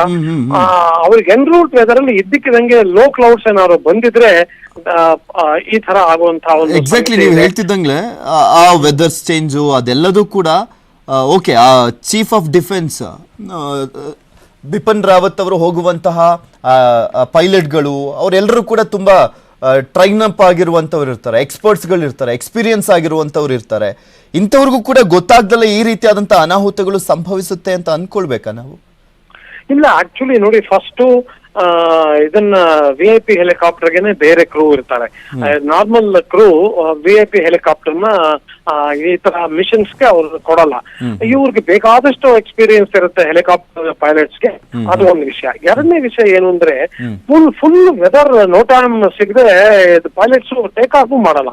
ಇದು ನಮ್ದು Mi-17 ಹೆಲಿಕಾಪ್ಟರ್ ಸುಲೂರ್ ಸ್ಕ್ವಾಡ್ ಇದು, Sulur helicopter unit Sulur based. So full no time ಸಿಕ್ಕಿರುತ್ತೆ, ನೋಟಿಸ್ ಫಾರ್ ಏರ್ ಮಿಷನ್ಸ್. ಅದರಲ್ಲಿ ಫುಲ್ ಡೆಸ್ಟಿನೇಷನ್ ವೆದರ್ ಇರುತ್ತೆ. ಸೊ ಅದನ್ನ ಅವ್ರು ಖಾತ್ರಿ ಮಾಡ್ಕೊಂಡೆ ಸುಲೂರಿಂದ ಟೇಕ್ ಆಫ್ ಆಗಿರ್ತಾರೆ. ಈಗ ನೋಡಿ, 500 ಮೀಟರ್ಸ್ ವಿಸಿಬಿಲಿಟಿ ಇದ್ರೆ ಪೈಲಟ್ಸ್ ಆರಾಮಾಗಿ ಫ್ಲೈ ಮಾಡ್ಬೋದು, ಏನ್ ತೊಂದರೆ ಇಲ್ಲ. ಆದ್ರೆ ಇದ್ದಕ್ಕಿದಂಗೆ ಲೋ ಕ್ಲೌಡ್ಸ್ ಬಂದು ಇದನ್ನ ಮಿಸ್ಟ್, ಆಮೇಲೆ ಲೋ ಕ್ಲೌಡ್ಸ್, ಆಮೇಲೆ ಮಂಜು, ಈ ತರ ವೆದರ್ ಇದ್ದಕ್ಕಿದಂಗೆ ಚೇಂಜ್ ಆದ್ರೆ ಆ ಪೈಲಟ್ಸ್ಗೂ ಏನ್ ಮಾಡಕ್ಕಾಗಲ್ಲ. ನನ್ಗನ್ಸತ್ತೆ ಅದೇ ತರ ಆಗಿದೆ ಅನ್ಸುತ್ತೆ. ಆಮೇಲೆ ಹಿಂದಿ ಟೆರೇನಲ್ಲಿ ಒಂದು ಲೋ ಮಿನಿಮ ಇರುತ್ತೆ, ಅಂದ್ರೆ ಒಂದು ಮಿನಿಮಮ್ ಹೈಟ್ ಮೇಂಟೈನ್ ಮಾಡ್ತಾನೆ ಇರ್ಬೇಕು ಅವರು. ಆದ್ರೆ ಇದನ್ನ ಡೆಸ್ಟಿನೇಷನ್ ಬರ್ತಾ ಬರ್ತಾ ಅವರು ಇದನ್ನ ಅವರು ರೋಟರ್ಸ್ ನ ಅವರು ಅಡ್ಜಸ್ಟ್ ಮಾಡ್ಬಿಟ್ಟು ಅದನ್ನ ಇಳಿತಾ ಹೋಗ್ಬೇಕು. So there is a possibility ಇವರು ಡೆಸ್ಟಿನೇಷನ್ ಹತ್ರ ಬರ್ತಾ ಇದೆ ಅಂತ ಅವರು ರೋಟರ್ ಆಂಗಲ್ ನ ಚೇಂಜ್ ಮಾಡಿರ್ಬೋದು, ಇಳಿತಾ ಇರ್ಬೋದು, ಅಥವಾ ಅವ್ರಿಗೆ ರೋಟರ್ಸ್ ಮರದಲ್ಲಿ ಸಿಕ್ಕಾಕೊಂಡಿರ್ಬೋದು ಅಥವಾ ಹೈ ಟೆನ್ಷನ್ ಕೇಬಲ್ ಅಲ್ಲಿ ಸಿಕ್ಕಾಕೊಂಡಿರ್ಬೋದು. ಅಂತ ಒಂದು ಸಮಯದಲ್ಲಿ ಹೆಲಿಕಾಪ್ಟರ್ ಕೆಳಗೆ ಇದು ಒಳ್ಳೆ ಕಲ್ಲು ತರ ಬಿದ್ದೋಗುತ್ತೆ, ಅಂದ್ರೆ it falls like a stone. ಆ ಬಿದ್ದಾಗ ಇದನ್ನ ಬೆಕ್ಕೆ ಹತ್ಕೊಂಡು ಪೂರ್ತಿ ಡಿಸ್ಟ್ರಾಯ್ ಆಗತ್ತೆ. ಈಗ ಅದೇ ವಿಷಯ ಕೇಳಿ ಬರ್ತಾ ಇದೆ, ಇದು 80% ಪೂರ್ತಿ ಬರ್ನ್ ಆಗ್ಬಿಡಿದೆ ಏರ್ ಕಾಲ್. ಆ ವಿಡಿಯೋ ತೋರಿಸ್ತಾ ಇದ್ವಿ ಸರ್, ವಿಡಿಯೋ ತೋರಿಸ್ತಾ ಇದ್ವಿ, ಕಂಪ್ಲೀಟ್ ಆಗಿ ಅದ್ರಲ್ಲಿ ಏನು ಕಾಣಿಸೋದೇ ಇಲ್ಲ, ಏನ್ ಹೆಲಿಕಾಪ್ಟರ್ ಅದು ಅಂತಾನೆ ಗೊತ್ತಾಗಲ್ಲ. ಪೃಥ್ವಿರಾಜ್ ತುಂಬಾ ಅನ್ಫಾರ್ಚುನೇಟ್. CDS ಅವ್ರ ವೈಫ್ ಸ್ಟಾಫ್ ಕಾಲೇಜಿಗೆ ಹೋಗ್ತಾ ಇದ್ರು, ಅವ್ರು ಇದನ್ನ ಸ್ಪೆಷಲ್ ಲೆಕ್ಚರ್, ಗೆಸ್ಟ್ ಲೆಕ್ಚರ್ ಕೊಡಕ್ಕೆ ಸ್ಟಾಫ್ ಕಾಲೇಜಲ್ಲಿ ಇಂಥ ಇವರು VIPs ಹೋಗೋದು ಬಹಳ ಸರ್ವೇ ಸಾಮಾನ್ಯ. ಎಲ್ಲಾ VIPs ಹೋಗ್ತಾರೆ. ರಕ್ಷಣಾ ಮಂತ್ರಿಗಳು ಎಷ್ಟೋ ಸಾರಿ ಅವ್ರನ್ನ ಕರೆದ್ಬಿಟ್ಟು ಅವ್ರ ಕೈ ಇದನ್ನ ಗೆಸ್ಟ್ ಲೆಕ್ಚರ್ಸ್ ನ ಇಡ್ಸಿದ್ದಾರೆ. ಆದ್ರೆ ಈ ತರ ಆಗೋದು ಬಹಳನೇ ಅನ್ಫಾರ್ಚುನೇಟ್. ಇವರು ಇದನ್ನ ಜನರಲ್ ರಾವತ್ ಆಮೇಲೆ ಅವ್ರ ಹೆಂಡತಿ ಅವ್ರನ್ನ ರೆಸ್ಕ್ಯೂ ಮಾಡಿದೀವಿ, ಅವ್ರಿಗೆ ಏನಾಗಿಲ್ಲ ಅನ್ನೋ ನ್ಯೂಸ್ ಬರೋ ತನಕ ಆತಂಕ, ಒಂಥರ ಬೇಜಾರಿದ್ದೆ ಇರುತ್ತೆ. ಇನ್ನೊಂದೇನು ಅಂದ್ರೆ ನೋಡಿ, ಕೆಲವು ವಿಷಯ ಹೇಳ್ಕೊಳ್ಳೋದು ಬಹಳ ಕಷ್ಟ. ನಮ್ಮ ಏರ್ ಫೋರ್ಸ್ ಹೆಲಿಕಾಪ್ಟರ್ ಈ ತರ ಆಗೋಯ್ತಲ್ಲ ಅಂತ ಇನ್ನೂ ಬಹಳ ದುಃಖದ ಸಂಗತಿ ಇದು. ಯಾಕೆಂದ್ರೆ ಎಷ್ಟೋ ವಿಷಯಗಳು ಸ್ವಲ್ಪ ಈ ನಡುವೆ ಇದನ್ನ ಕಾಂಟ್ರವರ್ಸಿ ಆಗಿತ್ತು. ಬಿಪಿನ್ ರಾವತ್ಗೂ ಆಮೇಲೆ ಏರ್ ಚೀಫ್ಗೂ ಒಂದು ಹೊಂದಾಣಿಕೆ ಇರಲಿಲ್ಲ, ಅವೆಲ್ಲ ನಮ್ಗೆ ಗೊತ್ತಿರುವಂತ ಸಂಗತಿ. ಸೊ ಅದು ಇಷ್ಟೆಲ್ಲ ಇದ್ದಾಗ ಒಂದು ಏರ್ ಫೋರ್ಸ್ ಹೆಲಿಕಾಪ್ಟರ್ ಈ ತರ ಕ್ರಾಶ್ ಆಗುತ್ತಲ್ಲ ಅಂತ ಬಹಳ ಬೇಜಾರಾಗ್ತದೆ. ಎಕ್ಸಾಕ್ಟ್ಲಿ. ಈ ಬಿಪಿನ್ ರಾವತ್ ಅವರ ವಿಚಾರಕ್ಕೆ ಸಂಬಂಧಪಟ್ಟಂತೆ ಏನ್ ಹೇಳಿಕ್ ಬಯಸ್ತೀರಾ ಸರ್? ಯಾಕಂದ್ರೆ ಇವರೇ ಫಸ್ಟ್ ಟೈಮ್ ಈ ಚೀಫ್ ಆಫ್ ಡಿಫೆನ್ಸ್ ಆಫೀಸರ್ ಆಗಿದ್ದಂಥವ್ರು, ಆಮೇಲೆ ತುಂಬಾ ನಂಬಿಕಸ್ಥ ಆಫೀಸರ್ ಪ್ರಧಾನಮಂತ್ರಿಗಳಿಗೆ. ಹಾಗೆ ಬಿಪಿನ್ ರಾವತ್ ಅವರು ಇದ್ದಾರೆ ಅಂದ್ರೆ ಆ ವಿಚಾರದಲ್ಲಿ ತಲೆ ಕೆಡಿಸ್ಕೊಳ್ಳುವಂತೆ ಇರಲಿಲ್ಲ ಅನ್ನುವ ರೀತಿಯಲ್ಲಿ ನಡೀತಾ ಇತ್ತು ಆ ಎಲ್ಲ ಕೆಲಸ ಕಾರ್ಯಗಳು. ನೋಡಿ, ಆಕ್ಚುಲಿ ಈ ಸಂದರ್ಭದಲ್ಲಿ ಏನ್ ಹೇಳೋದು ಸರಿಯಲ್ಲ ಅನ್ಸದ್ ನಂಗೆ. ನೋಡಿ, ಬಿಪಿನ್ ರಾವತ್ ಅವ್ರ ಫಸ್ಟ್ CDS ನಮ್ಮ ದೇಶದಲ್ಲಿ. ಆಮೇಲೆ ಎರಡನೇದು, ಅವ್ರಿಗೆ 3 ಸರ್ವಿಸಸ್ ಜೊತೆ ಕೋಆರ್ಡಿನೇಟ್ ಮಾಡಿ ಇದನ್ನ services jointmanship of the services ಅವ್ರಿಗೆ ಸರಿಯಾಗಿ ನಾವು ಮಾಡಬೇಕು, ನಾವು ಥಿಯೇಟರ್ ಕಮಾಂಡ್ಸ್ ಮಾಡಬೇಕು, 3 ಚೀಫ್ಸ್ ನ ಒಟ್ಟಿಗೆ ತರಬೇಕು. ಈ ತರ ಎಲ್ಲ ಬೇಕಾದಷ್ಟು ಅವ್ರಿಗೆ ಟಾಸ್ಕ್ಸ್ ಅವರು ತಗೊಂಡಿದ್ರು. ಅದನ್ನ ಅವ್ರು ಕೆಲಸ ಮಾಡೋ ರೀತಿ ಎಷ್ಟೋ ಜನಕ್ಕೆ ಇಷ್ಟ ಆಗ್ತಾ ಇರಲಿಲ್ಲ. ನೋಡಿ, ನಮಗೆ ಏರ್ ಫೋರ್ಸ್ ಅಲ್ಲಿ ಸ್ವಲ್ಪ ಮುಜುರ ಆಯ್ತು. ಅವರು ಕೆಲವು ಸ್ಟೇಟ್ಮೆಂಟ್ಸ್ ಎಲ್ಲ ಜ್ಞಾಪಕ ಇರ್ಬೋದು ನಿಮ್ಗೆ. ಒಂದ್ ಟೈಮ್ ಬಿಪಿನ್ ರಾವತ್ ಅವ್ರು ಹೇಳಿದ್ರು air force is only support service ಅಂತ. ಇದರಿಂದೆಲ್ಲ ಬೇಜಾರಾಗಿತ್ತು. ಅವೆಲ್ಲ ಈಗ ಮರ್ತು ಬಿಡುವಂತ ಇದನ್ನ ಈಗ ಒಂದು ಪರಿಸ್ಥಿತಿ. ಅವರು ಏನ್ ಬೇಕಾದ್ರೆ ಆಗ್ಲಿ, ಅವ್ರು ಏನ್ ಬೇಕಾದ್ರೆ ಹೇಳಿರ್ಲಿ, ಅವ್ರ ಹೆಂಡತಿ ಸುರಕ್ಷಿತವಾಗಿ ಈಚೆ ಬಂದ್ರೆ ಸಾಕು. ಆದ್ರೆ ಈಗ ರಕ್ಷಣಾ ಮಂತ್ರಿಗಳು ಏನೋ ಸ್ಟೇಟ್ಮೆಂಟ್ ಕೊಡ್ತಾರೆ ಅನ್ನೋ ಒಂದು ನ್ಯೂಸ್ ಬರ್ತಾ ಇದೆ. ಏನ್ ಬೇಕಾದ್ರೆ ಆಗ್ಲಿ, ಬಹಳನೇ ಬೇಜಾರಾಗುವಂತ ಒಂದು ಇದು. ಅದೇ ಅವರು ಮೋದಿ ಅವರು ಕೂಡ ತುರ್ತು ಸಭೆಯನ್ನ ಕರೆದಿದ್ರು. ಆ ಸಂದರ್ಭದಲ್ಲಿ ರಕ್ಷಣಾ ಸಚಿವರಾಗಿರುವಂತ ರಾಜನಾಥ್ ಸಿಂಗ್ ಅವರು ಅವರಿಗೆ ಎಲ್ಲಾ ರೀತಿಯಾದಂತಹ ಒಂದು ಮಾಹಿತಿಯನ್ನ ಕೊಡ್ತಾ ಇದ್ರಂತೆ. ಈಗ ಖುದ್ದು ಅವರೇ ಬಂದ್ಬಿಟ್ಟು ಅಲ್ಲಿ ಏನಾಗಿದೆ ಅನ್ನೋದ್ರ ಬಗ್ಗೆ ಮಾಹಿತಿಯನ್ನ ಕಲೆಕ್ಟ್ ಮಾಡ್ಲಿದ್ದಾರೆ, ಹೋಗ್ತಾರೆ ಅನ್ನುವಂತ ಮಾಹಿತಿ ಕೂಡ ಲಭ್ಯವಾಗ್ತಾ ಇದೆ. ಹೌದು, ರಾಜನಾಥ್ ಸಿಂಗ್ ಹೇಳಲೇಬೇಕು. ಯಾಕಂದ್ರೆ CDS ಇದು ಮುಖ್ಯಸ್ಥರು, 3 ಸೇನೆಗಳಿಗೂ ಅವ್ರ ಮುಖ್ಯಸ್ಥರು ಅವರು. ರಾಜನಾಥ್ ಸಿಂಗ್ ನೆಕ್ಸ್ಟ್ ರಾಜನಾಥ್ ಸಿಂಗ್ ಆಮೇಲೆ ಅವರು ಎಲ್ಲ ನಮ್ಮ ದೇಶದ ನಾಯಕರಿಗೆಲ್ಲ ಬಹಳ ಒಂಥರ ಹತ್ತಿರದಿಂದ ಕೆಲಸ ಮಾಡ್ತಾ ಇದ್ರು. ಎಲ್ಲರಿಗೂ ಬೇಕಾದವರು, ನಮ್ಮ ಡಿಫೆನ್ಸ್ ಮಿನಿಸ್ಟರ್ ಇರ್ಲಿ ಅಥವಾ ನಮ್ಮ ಇದನ್ನ ಅಜಿತ್ ದೋವಲ್ ಇರ್ಲಿ ಅಥವಾ ನಮ್ಮ ಪ್ರಧಾನಮಂತ್ರಿ ಇರ್ಲಿ, ಎಲ್ಲರೂ ನಮ್ಮ CDS ನ ತುಂಬಾ ನಂಬ್ತಾ ಇದ್ರು. CDS ಅವ್ರ ಜೊತೆ ಬಹಳ ಹತ್ತಿರದಿಂದ ಕೆಲಸ ಮಾಡ್ತಾ ಇದ್ರು ಅವ್ರ ಜೊತೆಗೆ. ಸೊ ಇಂಥ ಒಂದು ಸಂದರ್ಭದಲ್ಲಿ ಇದಾಗಿರೋದು ಬಹಳನೇ ಬೇಜಾರಾಗುವಂತ ಸಂಗತಿ. ಅದರಲ್ಲೂ ಸ್ಪೆಷಲಿ MI-17 ಹೆಲಿಕಾಪ್ಟರ್ ನಲ್ಲಿ ದುರಂತ ಸಂಭವಿಸಿದೆ ಅನ್ನುವಂಥದ್ದು ಕೂಡ ಮತ್ತಷ್ಟು ಆತಂಕ ಪಡುವಂತ ವಿಚಾರನೇ ಇದು. ತುಂಬಾನೇ ಆತಂಕ ಪಡುವ ವಿಚಾರ. Mi-17 ಕ್ರಾಶ್ ಆಯ್ತು ಅಂತ ಕೇಳಿದ್ರೆ ಒಂದು ನಂಬಕ್ಕೆ ಆಗಲ್ಲ. ಆಕ್ಚುಲಿ Mi-17 ಕ್ರಾಶ್ ಆಗುವಂತ ಸಂಗತಿ ನಾವು ಕೇಳೇ ಇಲ್ಲ. ರೀಸೆಂಟ್ ಆಗಂತೂ ಒಂದು ಕ್ರಾಶ್ ಆಕ್ಚುಲಿ ಅಭಿನಂದನ್ ಅವರ ಒಂದು ಹೆಲಿಕಾಪ್ಟರ್ ದುರಂತ ಸಂಭವಿಸಿದಂತ ಸಂದರ್ಭದಲ್ಲಿ ನಾನು ಅವಾಗ್ಲೇ ಮಾತಾಡ್ಸಿದ್ದೆ ನಿಮ್ಮನ್ನ. ಆ ಟೈಮ್ನಲ್ಲಿ ನೀವು ಹೇಳ್ತಾ ಇದ್ರಿ MI-17 ಎಲ್ಲ ಇದೆ, ಅದೆಲ್ಲ ತುಂಬಾ ಪವರ್ಫುಲ್ ಹೆಲಿಕಾಪ್ಟರ್ಸ್, ಆ ಸಂದರ್ಭದಲ್ಲಿ ಹೇಳಿದ್ರಿ, ಈಗ ನೆನಪಾಗ್ತಾ ಇದೆ ಅದೆಲ್ಲ. ಅದು ಪೃಥ್ವಿರಾಜ್ ನಿಮ್ಗೆ ಆಗ ಜ್ಞಾಪಕ ಇರ್ಬೋದು, ಆ ಸಮಯದಲ್ಲಿ 2 ವರ್ಷದ ಕೆಳಗೆ ಆ Mi-17 ನಮ್ಮವರೇ ಓಡಿಸೋದು. ಅದು ಬೈ ಮಿಸ್ಟೇಕ್ ಅವರು ಶೋಲ್ಡರ್ ಫೈರ್ಡ್ ಮಿಸೈಲ್ ಫೈರ್ ಮಾಡಿ ಇದಕ್ಕೆ Mi-17 ಕ್ರಾಶ್ ಆಯ್ತು. ಅದರಲ್ಲಿ ಪೈಲಟ್ ಸತ್ರು, 3-4 ಜನ ಸತ್ರು. ಆದ್ರೆ ಇದನ್ನ ಯಾರು ಆ ಡೆಸಿಷನ್ ತಗೊಂಡ್ರು, ಇದನ್ನ ನಮ್ಮ ಸರಿಯಾಗಿ ಐಡೆಂಟಿಫಿಕೇಶನ್ ಫ್ರೆಂಡ್ ಆರ್ ಫೋ ಮಾಡದೆ ನಮ್ಮ ಫ್ರೆಂಡ್ಲಿ ಹೆಲಿಕಾಪ್ಟರ್ನ ಹೊಡೆದು ಡಿಸಿಷನ್ ಯಾರು ತಗೊಂಡ್ರು ಅವರೆಲ್ಲರಿಗೂ ಏರ್ಫೋರ್ಸ್ ಇಂದ ಓಡಿಸ್ಬಿಟ್ಟಿದೆ. ಆಕ್ಚುಲಿ ಆ ಕ್ರಾಶ್ ಆಗಿದ್ದು ನಾವು ಫೈರ್ ಮಾಡಿದ್ದ ಮಿಸೈಲ್ ಫೈರ್ ಮಾಡಿದ್ದಕ್ಕೆ, ಅದು ಬೇರೆ ಯಾವ ರೀಸನ್ಗೂ ಕ್ರಾಶ್ ಆಗ್ಲಿಲ್ಲ. ಆದ್ರೆ ಇದು ಇವತ್ತಾಗಿರೋದು ಬಹಳನೇ ಶಾಕಿಂಗ್ ಇನ್ಸಿಡೆಂಟ್ ಇದು. ಅದು ಏನು VIP helicopter, VIP ಪೈಲಟ್ಸು, VIP passengers ಅಂತ ಒಂದು ಸಂದರ್ಭದಲ್ಲಿ ಕ್ರಾಶ್ ಆಗಿದೆ ಅಲ್ಲ ಅಂತ ಏನು ಒಂಥರ ಹೇಳಕ್ಕೆ ಬೇಜಾರಾಗತ್ತೆ. ಎಕ್ಸಾಕ್ಟ್ಲಿ. ಈಗ ನಾವು ಯಾವ ಜೀವ ಆದ್ರೂ ಕೂಡ ಅದು ಅಮೂಲ್ಯವಾದದ್ದೇ. ಆದ್ರೆ ಇಲ್ಲಿ CDS ಮುಖ್ಯಸ್ಥರಾಗಿರುವಂತ ಬಿಪಿನ್ ರಾವತ್ ಅವರು ಹೋಗುವಂತ ಸಂದರ್ಭದಲ್ಲಿ ಅವರಿದ್ದಂತ ಹೆಲಿಕಾಪ್ಟರ್ ಈ ರೀತಿಯಾಗಿ ಆಯ್ತಲ್ಲ ಅನ್ನುವಂಥದ್ದು ಮತ್ತಷ್ಟು ಬೇಜಾರನ್ನ, ಆತಂಕವನ್ನ ಮಾಡ್ತಾ ಇರುವಂಥದ್ದು, ಸೃಷ್ಟಿ ಆಗಿರುವಂಥದ್ದು. ನೀವು ಹೇಳ್ತಾ ಇದ್ರಿ ಅವಾಗಲೇ ಈ ಕಿತ್ತಾಟಗಳು ಅವೆಲ್ಲ ದೂರ ಇಟ್ಬಿಡೋಣ, ಬಟ್ ಈ ರೀತಿಯಾಗಿ ನಮ್ಮ IAF ಸಂದರ್ಭದಲ್ಲಿ ಆ ಮುಖ್ಯಸ್ಥರ ಜೊತೆನೆ ಒಂದು ವೈಮನಸ್ಸಿದ್ದಂಥ ಸಂದರ್ಭದಲ್ಲಿ ಆದಾಗ ಮತ್ತಷ್ಟು ಸಹಜವಾಗಿ ಅದನ್ನೇನ್ ಹೇಳ್ಬೇಕು ಅಂತ ಗೊತ್ತಾಗ್ತಾ ಇಲ್ಲ, ಆ ರೀತಿಯಾಗಿ ಮಾತನಾಡ್ತಾ ಇದ್ದೀನಿ. ಹೌದು ಪೃಥ್ವಿರಾಜ್, ನೀವು ಕರೆಕ್ಟ್ ಆಗಿ ಹೇಳಿದ್ರಿ, ಏನ್ ಹೇಳ್ಬೇಕು ಅಂತ ಗೊತ್ತಾಗ್ತಾ ಇಲ್ಲ. ಏರ್ ಫೋರ್ಸ್ ಹೆಲಿಕಾಪ್ಟರ್ ಕ್ರಾಶ್ ಆಗೋಯ್ತಲ್ಲ, CDS ಅದ್ರಲ್ಲಿ ಫ್ಲೈ ಮಾಡ್ತಾ ಇದ್ರು ಅನ್ನೋ ಸಂಗತಿ ಒಂಥರ ನುಂಗಕ್ಕೆ ಆಗ್ತಾ ಇಲ್ಲ, ಅದನ್ನ ನಂಬಕ್ಕೂ ಆಗ್ತಾ ಇಲ್ಲ. ನಿಮ್ಗೆ ಗೊತ್ತು ಇನ್ನು ಯಾವ ತರ ಮಾತುಗಳು ಬರುತ್ತೆ ಮುಂದೆ ಅಂತ. ನಾನು ಅವಾಗ್ಲೇ ನಿವೃತ್ತ ಕರ್ನಲ್ ನಾಯಕ್ ಅವ್ರನ್ನ ಮಾತನಾಡ್ತಿದ್ದೆ ಸರ್. ಅವ್ರು ಹೇಳ್ತಾ ಇದ್ರು ರಾಜಶೇಖರ್ ರೆಡ್ಡಿ ಅವರ ಏರ್ ಕ್ರಾಫ್ಟ್ ಆದಂತ ಸಂದರ್ಭದಲ್ಲಿ ಆ ಸಿಚುಯೇಷನ್ ನ ಅವ್ರು ಟ್ಯಾಗ್ ಮಾಡ್ಬಿಟ್ಟು ಹೇಳ್ತಾ ಇದ್ರು. ಹೌದು, ರಾಜಶೇಖರ್ ರೆಡ್ಡಿ ಅವ್ರು ಕ್ರಾಶ್ ಆಗಿದ್ದು ಕರ್ನೂಲ್ ಹತ್ರ ಕ್ರಾಶ್ ಆಯ್ತು. ಆದ್ರೆ ಅಲ್ಲೂ ಅಷ್ಟೇ ವೆದರ್ ಇದನ್ನ ಎಕ್ಸ್ಪೀರಿಯನ್ಸ್ ಇಂದ ಕ್ರಾಶ್ ಆಯ್ತು. ಆದ್ರೆ ಅದು ಚಿಕ್ಕ ಹೆಲಿಕಾಪ್ಟರ್, ಅದು ಇಟ್ಸ್ 4 ಸೀಟರ್ ಅದು. ಆದ್ರೆ ಇದು Mi-17 ಅದ್ರ ಟೋಟಲ್ ಲಿಫ್ಟಿಂಗ್ ಕೆಪಾಸಿಟಿ 3.5 ಟನ್ಸ್. ಆದ್ರೆ 35 ಜನ ಒಳಗೆ ಹೋಗ್ಬೋದು ಅವ್ರೊಳಗೆ. ಆಮೇಲೆ ಅಫ್ಕೋರ್ಸ್ ಈಗ 9 ಜನ ಪ್ಯಾಸೆಂಜರ್ಸ್ ಇದ್ರು ಅಂತ ಅವರ ಸ್ಟಾಫ್ ಆಫೀಸರ್ ಇದ್ರು, ಅವ್ರ ಡಿಫೆನ್ಸ್ ಅಟ್ಯಾಚ್ ಇದ್ರು, ಅವ್ರ ಹೆಂಡತಿ ಇದ್ರು. ಆಮೇಲೆ ಉಳಿದಿದ್ದು 3-4 ಜನ ಇವರಿದ್ರು, ಸೈನಿಕರಿದ್ರು. ಬಟ್ ಏನ್ ಬೇಕಾದ್ರಾಗ್ಲಿ VIP ಹೆಲಿಕಾಪ್ಟರು, VIP ಪೈಲಟ್ಸು, VIP ಇದನ್ನ ಇಷ್ಟೆಲ್ಲ ಇದ್ಕೊಂಡು ಕ್ರಾಶ್ ಆಗೋತಲ್ಲ ಅಂತ ಬಹಳನೇ ಬೇಜಾರಾಗಿದೆ.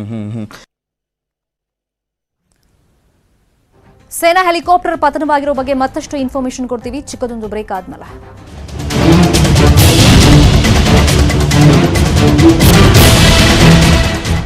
ತಮಿಳುನಾಡಿನಲ್ಲಿ ಆಗಿರುವಂತಹ ಕಾಪ್ಟರ್ ದುರಂತದ ಬಗ್ಗೆ ನಿಮಗೆ ಮಾಹಿತಿಯನ್ನ ಕೊಡ್ತಾ ಇದ್ವಿ. ಅಧಿಕೃತವಾಗಿ ಬಹುಶಃ ರಕ್ಷಣಾ ಸಚಿವರೇ ಮಾಹಿತಿಯನ್ನ ಘೋಷಣೆ ಮಾಡುವಂತ ಚಾನ್ಸಸ್ ಇದೆ. ನಾವು ಕೂಡ ವೇಟ್ ಮಾಡ್ತಾ ಇದ್ದೀವಿ. ಈ ಕಾಪ್ಟರ್ ದುರಂತ ಯಾವ ತರ ಆಗಿರಬಹುದು ಅದ್ರ ಬಗ್ಗೆ ವಿವರಣೆಯನ್ನ ಕೊಡೋದಕ್ಕೆ ನಮ್ಮ ಜೊತೆ ನಿವೃತ್ತ ಕರ್ನಲ್ ಆಗಿರುವಂತ VM ನಾಯಕ್ ಅವರು ಜಾಯಿನ್ ಆಗಿದ್ದಾರೆ. Sir, welcome to the show. ನಮ್ಗೆ ತುಂಬಾ ಆಘಾತ ಆಗ್ತಿರೋದು ಈ Mi-17 ಸೇನಾ ಹೆಲಿಕಾಪ್ಟರ್ ಏನಿದೆ, ಇದು ಹಿಂಗ್ ಪತನ ಆಗುತ್ತಾ ಅಂತ. ಮೇಡಮ್, ಹೆಲಿಕಾಪ್ಟರ್ ಯಾವುದೇ ಇರ್ಬೋದು, Mi-17 ಅದರಲ್ಲಿ ಒಂದು ಸೇಫ್ ಹೆಲಿಕಾಪ್ಟರ್. ಆದ್ರೆ ಈಗ ಒಂದು ಏನಾಗ್ತದೆ ಅಂದ್ರೆ ಹಿಲ್ಲಿ ಟೆರೇನ್ ದಲ್ಲಿ ಪ್ರಯಾಣ ಮಾಡ್ಬೇಕಾದ್ರೆ, ಈಗ ನಾವು ನಮ್ಮ ಕೋರ್ಸ್ ಮೇಟ್ಸ್ ಎಷ್ಟೋ ಪೈಲಟ್ಸ್ ಇದ್ದಾರೆ, ಎಷ್ಟೋ ಡಿಸ್ಕಸ್ ಮಾಡಿದಾಗ ಹೇಳ್ತಾರ, ಬ್ಯಾಡ್ ವೆದರ್ ಮತ್ತು ಹಿಲ್ಲಿ ಟೆರೇನ್ ಇವೆರಡು combination is a deadly cocktail ಅಂತ ಹೇಳ್ತಾರೆ. ಸೊ ಅದ್ರ ಸಲುವಾಗಿನೇ ಯಾವಾಗಲೂ ಸ್ವಲ್ಪ ವಾತಾವರಣ ಕೆಟ್ಟಿತು ಬಿಡ್ತು ಅಂತಂದ್ರೆ ಆಲ್ಮೋಸ್ಟ್ ಪ್ರಯಾಣನ ರದ್ದು ಮಾಡ್ಬೇಕು ಹೊರತು ರಿಸ್ಕ್ ತಗೊಳಕ್ ಹೋಗಬಾರ್ದು. ಇದು ನನ್ನ ತಿಳಿದ ಮಟ್ಟಿಗೆ ಈಗ ಎಲ್ಲಿವರೆಗೆ ತನಿಖೆ ರಿಪೋರ್ಟ್ ಬರೋದಿಲ್ಲ ಅಲ್ಲಿವರೆಗೆ ಹವಾಮಾನ ಕಾರಣದಿಂದ ಕ್ರಾಶ್ ಆಗಿರ್ಬೋದು ಅಂತ ಊಹೆ ಮಾಡಬಹುದು. ಮತ್ತ ಇದು ಎಲ್ಲ ವಿಸಿಬಿಲಿಟಿ ಬೇಸಸ್ ನೋಡ್ರಿ, ಅಲ್ಲೆಲ್ಲ ಫಾಗ್ ಇತ್ತಂತಂದ್ರೆ ಎಷ್ಟೋ ಡಿಫಿಕಲ್ಟ್ ಆಗ್ತದ. ಈ ಒಂದು 350-400 ಕಿಲೋಮೀಟರ್ ಸ್ಪೀಡ್ ದಲ್ಲಿ ಹೆಲಿಕಾಪ್ಟರ್ ಇರ್ತದೆ.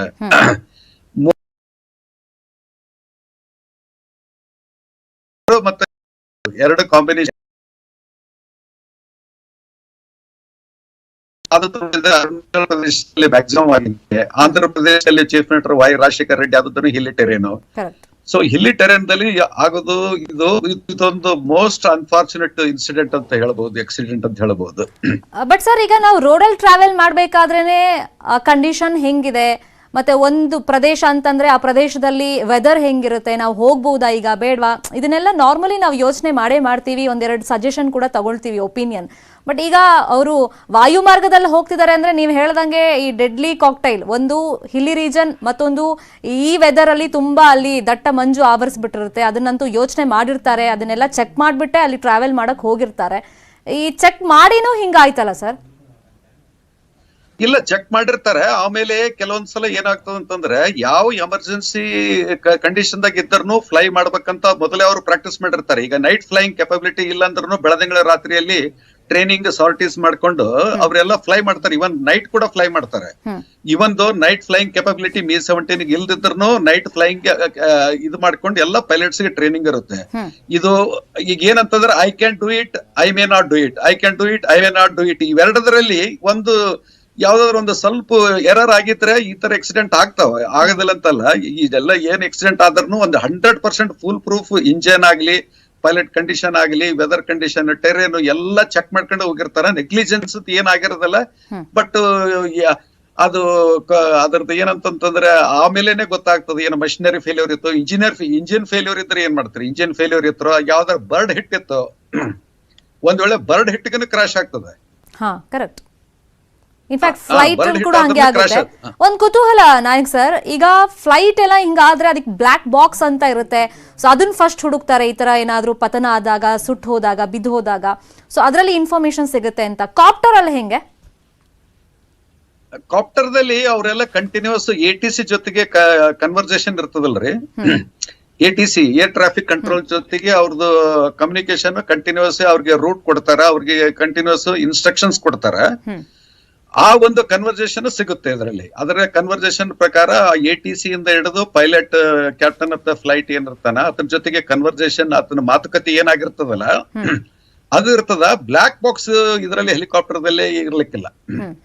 ಕರೆಕ್ಟ್. ನಾನು ಅದಕ್ಕೆ ಅದೊಂದು ಕನ್ಫ್ಯೂಷನ್ ಇತ್ತು ನನಗೂ, ಅದಕ್ಕೆ ಪ್ರಶ್ನೆ ಕೇಳಿದೆ. ಹಾಗೆ ಸಂಪರ್ಕದಲ್ಲಿ ನಾಯಕ್ ಸರ್, ನಿಮ್ಮ ಹತ್ರ ಮತ್ತಷ್ಟು ಇನ್ಫಾರ್ಮೇಶನ್ ಪಡ್ಕೊಳ್ತೀನಿ, ಮತ್ತೆ ಲೇಟೆಸ್ಟ್ ಇನ್ಫಾರ್ಮೇಶನ್ ಏನ್ ಸಿಗ್ತಾ ಇದೆ ಈ ಸೇನಾ ಹೆಲಿಕಾಪ್ಟರ್ ಪತನದ ಬಗ್ಗೆ ಅದನ್ನು ಕೂಡ ನಿಮ್ಮ ಮುಂದೆ ಇಡ್ತೀನಿ. ಚಿಕ್ಕದೊಂದು ಬ್ರೇಕ್ ಆದ್ಮೇಲೆ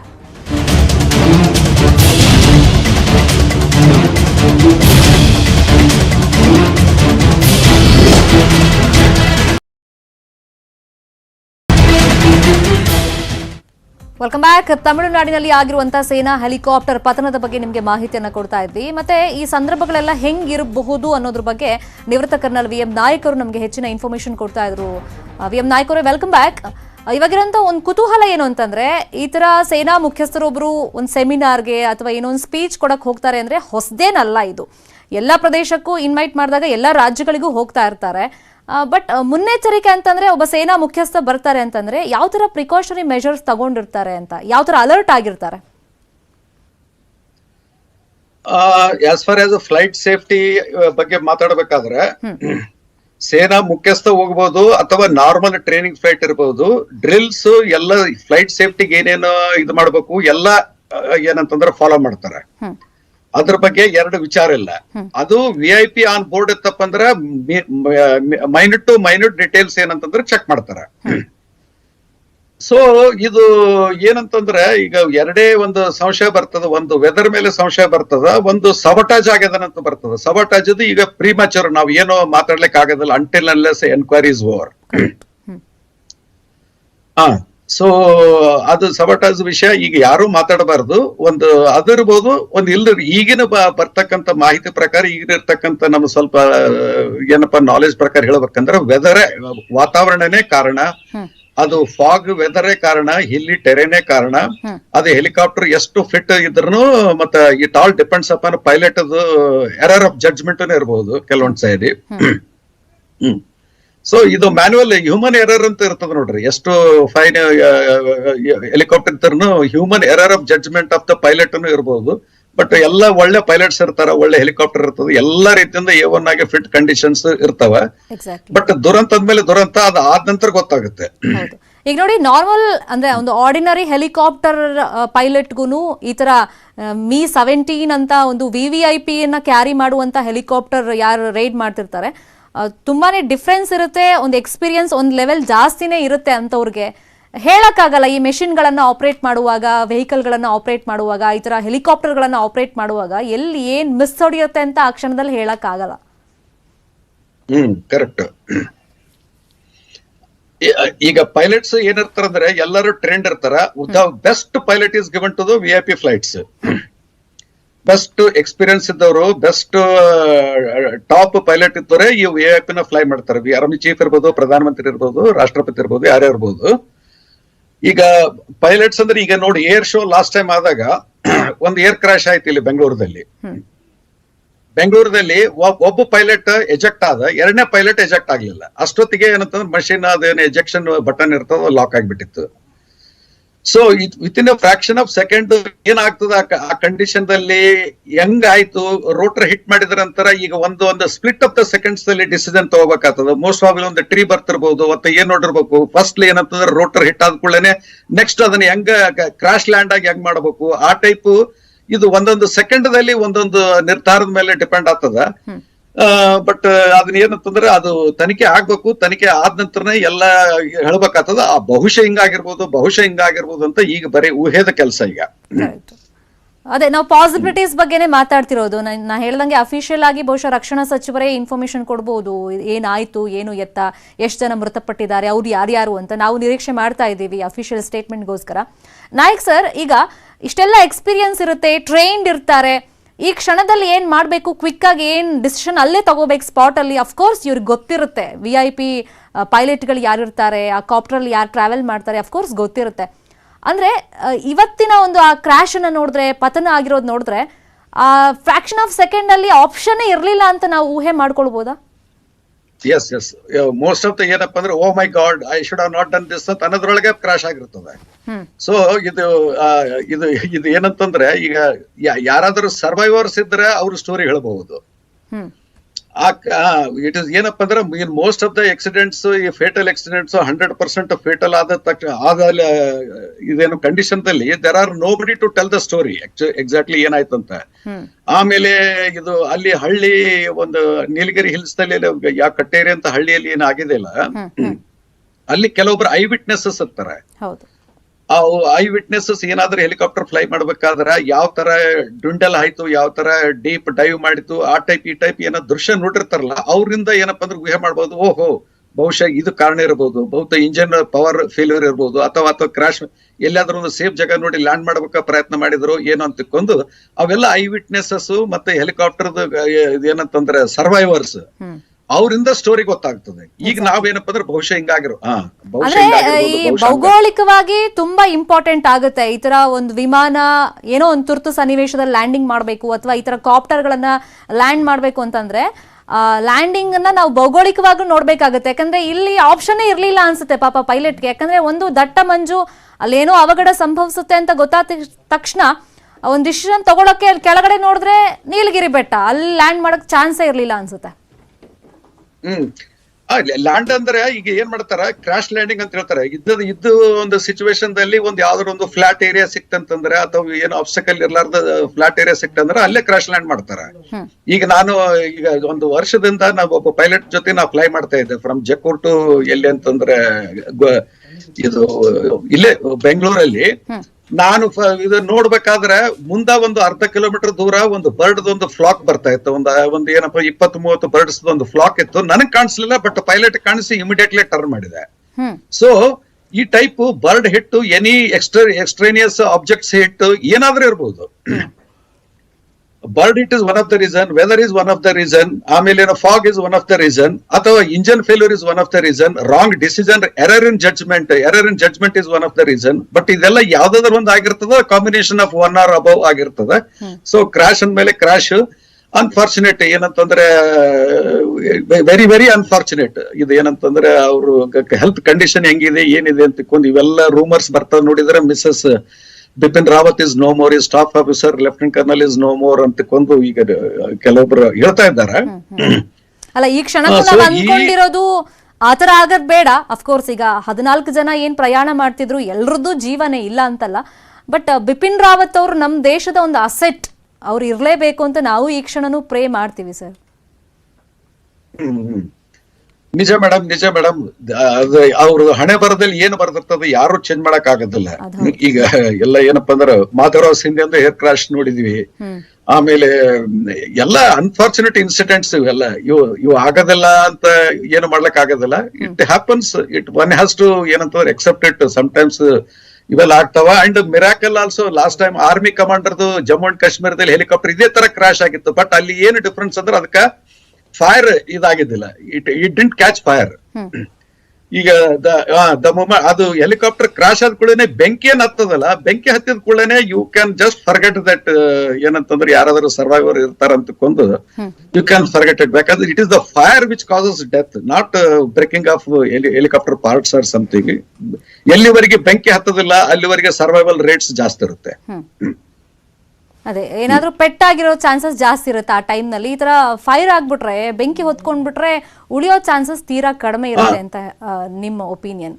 ಫೈನ್. ಹಾಗೆ ಸಂಪರ್ಕದಲ್ಲಿ ಮತ್ತಷ್ಟು ಇನ್ಫಾರ್ಮೇಶನ್ ನಿಮ್ಮಿಂದ ಪಡ್ಕೊಳ್ತೀನಿ. ಈಗ ತಮಿಳುನಾಡು ಸೇನಾ ಹೆಲಿಕಾಪ್ಟರ್ ದುರಂತದಲ್ಲಿ 14 ಜನ ಪ್ರಯಾಣ ಮಾಡ್ತಾ ಇದ್ರು. ಅದರಲ್ಲಿ ಬಿಪಿನ್ ರಾವತ್ ಅವರು ಇದ್ರು, ಅವ್ರ ಪತ್ನಿ ಕೂಡ ಇದ್ರು. ಲೇಟೆಸ್ಟ್ ಇನ್ಫಾರ್ಮೇಶನ್ ಅಂತಂದ್ರೆ 11 ಮಂದಿ ಈ ಕಾಪ್ಟರ್ ಪತನವಾದಾಗ ಮೃತಪಟ್ಟಿದ್ದಾರೆ. ಅವ್ರು ಯಾರ್ಯಾರು ಅಂತ ಹೆಸರು ಇನ್ನೂ ಕೂಡ ಅಧಿಕೃತವಾಗಿ ಗೊತ್ತಾಗಿಲ್ಲ.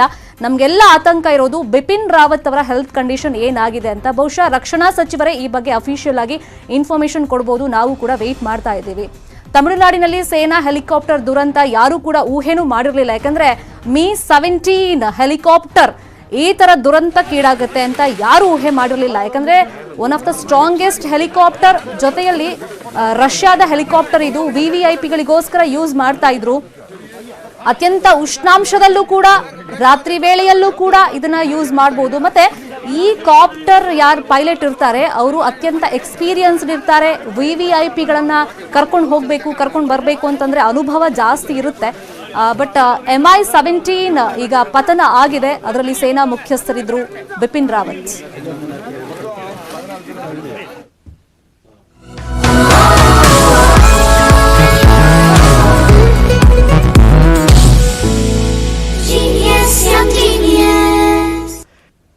ಕಳೆದ ವರ್ಷ ನ್ಯೂಸ್ 18 ಹಾಗೂ ಬೈಜು ಸೇರಿ ಯಂಗ್ ಜೀನಿಯಸ್ ಎಂಬ ವಿಶೇಷ ಅಭಿಯಾನ ಮಾಡಿತ್ತು. ದೇಶದಾದ್ಯಂತ ಮಕ್ಕಳ ಪ್ರತಿಭೆ ಅನಾವರಣ ಮಾಡೋದಕ್ಕೆ ವೇದಿಕೆಯನ್ನು ಕಲ್ಪಿಸಿಕೊಟ್ಟಿತ್ತು. ಕಲೆ, ಸಾಹಿತ್ಯ, ವಿಜ್ಞಾನ, ಸಂಗೀತ, ಕ್ರೀಡೆ ಹೀಗೆ ನಾನಾ ಕ್ಷೇತ್ರಗಳ ಸಾಧಕ ಮಕ್ಕಳನ್ನ ಈ ಅಭಿಯಾನದಲ್ಲಿ ಗುರುತಿಸಿ ದೇಶಕ್ಕೆ ಪರಿಚಯ ಮಾಡಿಕೊಟ್ಟಿತ್ತು. ಇದೀಗ ಶೀಘ್ರದಲ್ಲೇ ಯಂಗ್ ಜೀನಿಯಸ್ ಸೀಸನ್ 2 ನಿಮ್ಮ ಮುಂದೆ ಬರ್ತಾ ಇದ್ದು, ನಿಮ್ಮ ಮಕ್ಕಳಲ್ಲೂ ವಿಶೇಷ ಪ್ರತಿಭೆ ಇದ್ರೆ ಈಗಲೇ news18.com/younggeniusಗೆ ಲಾಗಿನ್ ಆಗಿ ಅಥವಾ ಬೈಜೂಸ್ ಆಪ್ ಡೌನ್ಲೋಡ್ ಮಾಡಿ ರಿಜಿಸ್ಟರ್ ಮಾಡಿಸಿ.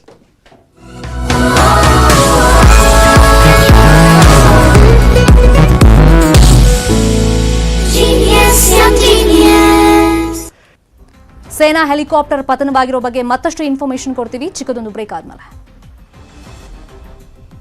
ಈ ವಾರ್ತೆಯ ಮುಖ್ಯಾಂಶಗಳ ಪ್ರಾಯೋಜಕರು